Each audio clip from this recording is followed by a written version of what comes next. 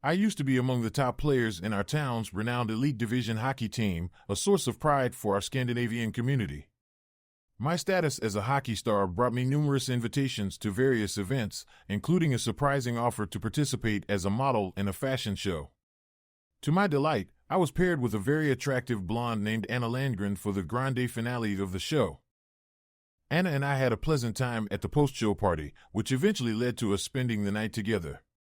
This developed into a regular occurrence, and we enjoyed attending numerous prestigious events and parties. Anna particularly relished these moments.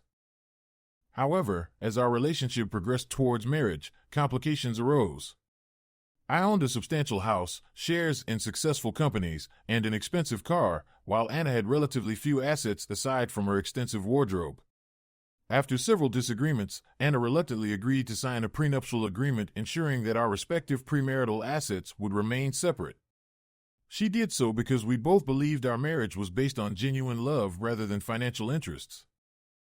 Our marriage was happy until recently, when Anna began making excuses to avoid intimacy on certain weekday evenings. Initially, I brushed it off, but eventually, I confronted her about it, only to be met with denial. One particularly bad day, after a series of mishaps and a gloomy lunch, I returned home to retrieve forgotten work notes. In the kitchen, I sensed something was amiss and eventually noticed a mail, brought in and left on the workbench. It was still damp from the rain, indicating Anna had been home earlier than usual. Suspicious due to our strained relationship and her unusual behavior, I wondered if she had used her lunch break for something other than she claimed. A thorough search of our bedroom revealed nothing out of place, but a quick look in the spare bedroom uncovered a surprising find, a gold-plated lighter lying partially concealed under the bed on the brown carpet. Neither Anna nor I smoked, so finding a gold-plated lighter in our spare room was immediately suspicious. It was evident someone had been there shortly before me, likely a man given the circumstances. I decided to leave the lighter where I found it to gather more information. Since no one in our household smoked and considering how women typically carry lighters, it seemed likely the lighter belonged to a man who had visited Anna. My suspicions deepened about what might be going on between them. That evening, we acted as usual, avoiding any mention of being home during the day. While Anna was engrossed in her TV show, I discreetly checked the spare room to find the lighter gone from the floor, with no trace of it visible anywhere else in the house.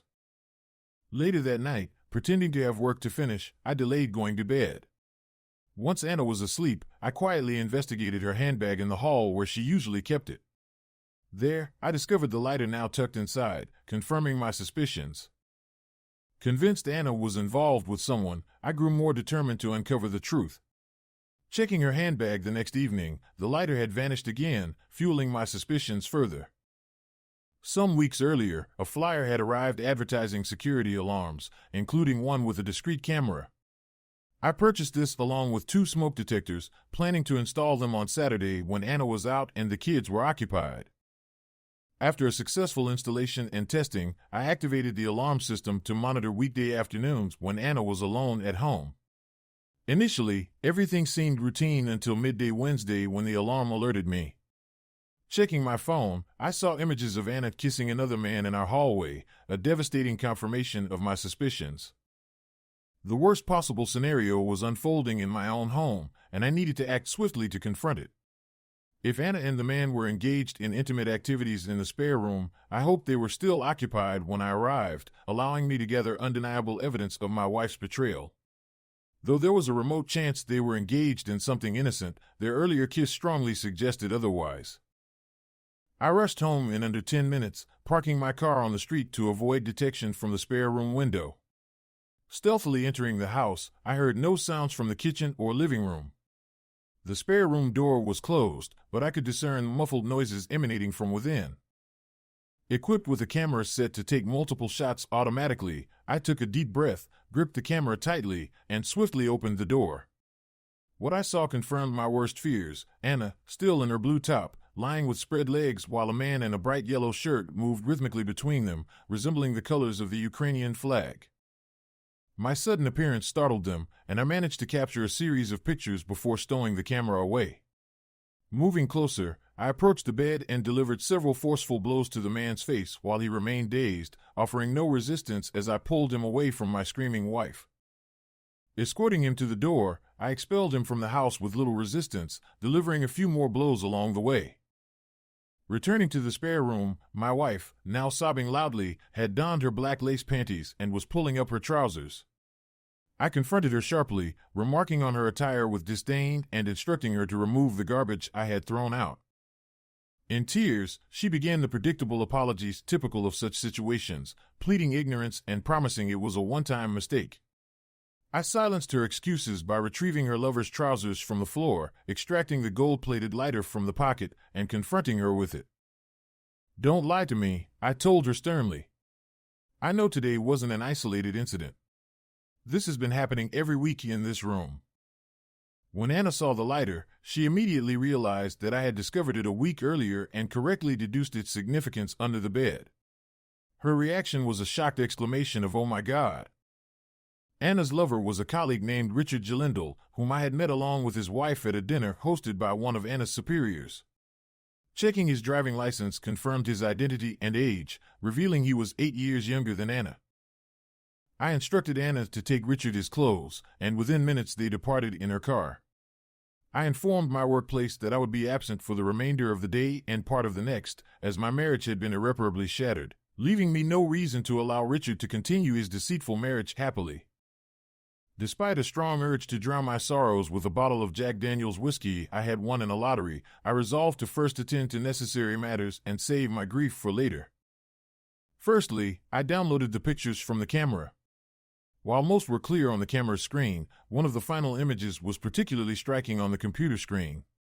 It vividly displayed both faces and a close-up of Richard, now flaccid after intercourse, revealing a small penis, a humiliating sight for them both.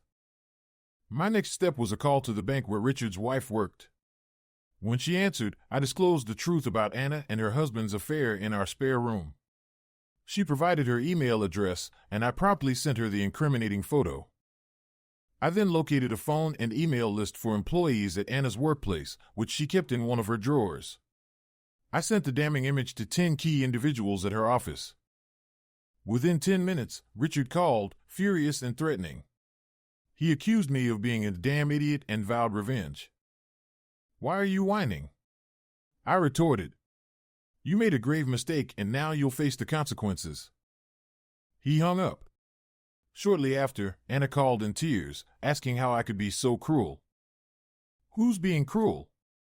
I replied sharply. "Isn't it far more cruel to find my wife cheating in our own home? That's the real humiliation here." Anna ended the call abruptly. Sending the explicit photo of Anna and Richard to multiple recipients was undoubtedly a harsh action, but I harbored no regrets. In my mind, I saw no alternative for seeking justice. It was about defending my own reputation. In my prime, I had worked diligently to earn admiration as a star player in our hockey team, known for my integrity both on and off the ice. Despite retiring years ago, I remained a beloved figure among our team's supporters and young players, a role model who had achieved everything a young athlete could aspire to. Allowing someone to defile my wife without consequence would have tarnished my reputation, transforming me from a respected sports star to a pitiful figure of ridicule. That was not acceptable to me. The issue wasn't whether my actions toward Anna and Richard were too severe. My concern was whether they were sufficient to be deemed a fitting retaliation by public standards. Though the scandalous photo had initially been sent to only 11 individuals, I knew its reach would extend throughout the town in no time. Then came a call from Anna's mother, informing me that Anna was distraught and staying with her, leaving me to care for our children.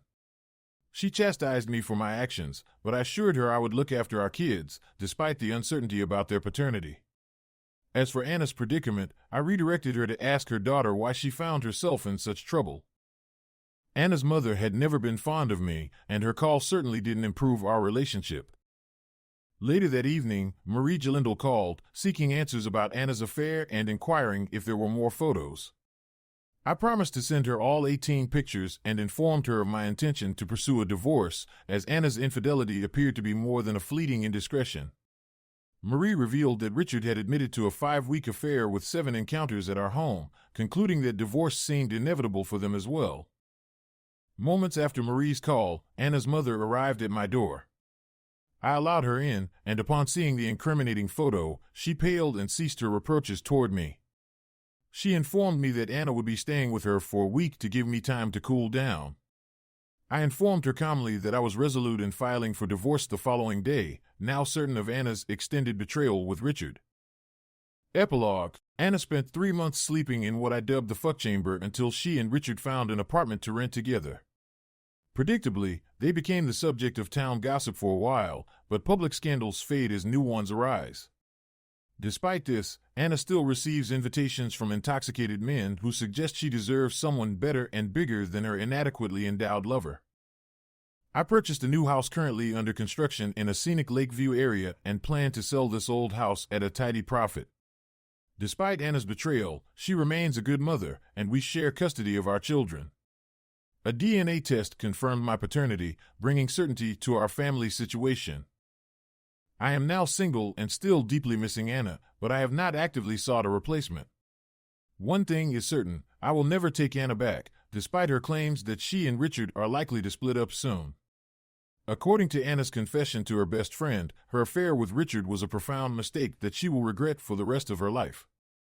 She realizes now that life with him is a far cry from the fulfilling family life we once shared in our marriage. Thanks for watching. Subscribe to the channel not to miss new videos.